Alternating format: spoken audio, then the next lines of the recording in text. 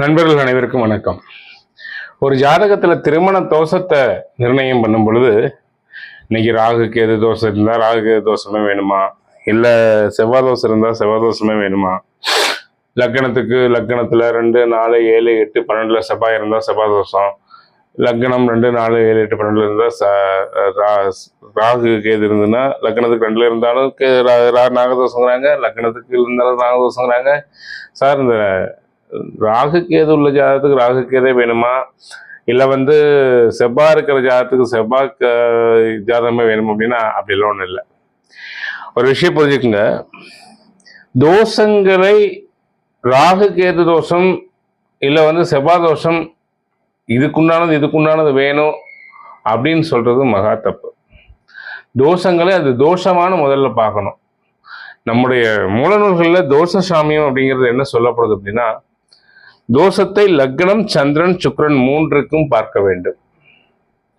தோஷத்தை லக்னம் சந்திரன் சுக்கிரன் 3க்கும் பார்க்க வேண்டும். ஒருத்தருக்கு லக்னத்துக்கு செவ்வாதோஷம் இருந்து ஒருத்தருக்கு சந்திரனுக்கு செவ்வாதோஷம் இருந்தாலும் இல்லை சுக்கிரனுக்கு செவ்வாதோஷம் இருந்தாலும் சமன்பட்டு விடும். அதுவும் தோஷத்துல தோஷ பரிகாரம் ஆயிட்டா அது தோஷம் கிடையாது.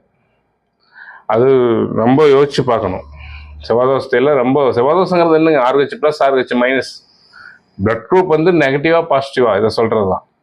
ஒரு 2 பேர்த்துக்கும் பாசிட்டிவா இருந்தால் ஓகே, ஒருத்தருக்கு நெகட்டிவ் ஒருத்தருக்கு பாசிட்டிவ் கூடாது, அதுதான் செவ்வாதோஷம். புரிஞ்சுக்கிட்டீங்களா? தோஷங்களை நிர்ணயம் செய்யறது அப்படிங்கிறது எப்பவுமே ஆண் என்பவன் விதை, பெண் என்பவன் நிலம். நம்ம சைவ சித்தாந்தப்படி அதான் சொல்றோம். ஆணை விட பெண்ணுக்கு தோஷம் குறைவாக இருக்க வேண்டும். ஏன்னா ஒரு விதையை நிலத்துல ஊன்று அப்படின்னா அந்த நிலம்தான் வளமா இருக்கணும். விதையை விட நிலம் வளமா இருந்தால்தான் அந்த விதையாகப்பட்டது நல்லா முளைச்சு நல்ல பலன் தரும். அப்போ ஏன்னா விதையை நான் சொல்றேன், பெண் என்பவள் உள்வாங்கி கருத்தரிக்கக்கூடியவள், ஆண் என்பவன் உட்சென்று கருத்தரிக்கக்கூடியவன். ஆணினுடைய சுக்கில முள்ளே சென்று பெண்ணினுடைய சுரோணத்தோடு கலந்து பெண்ணினுடைய கருப்பையில் தான் அது தலைகின்றது, அந்த வித்தாகப்பட்டது வளர்கின்றது.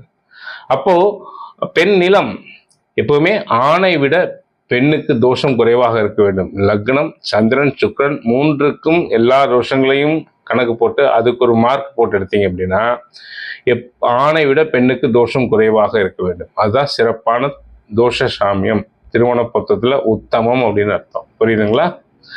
நீங்க மற்ற விகாரம் நாகதோஷம் நிறைய பேர் வெகு நாள் சார் ராகு கேது இருக்கு சார், எங்களுக்கு ராகு கேதே வேணும்ட்டு தேடினேன் சார், கிடைக்கல சார். அதே மாதிரி செவ்வாதோஷம் நீங்க முடிவு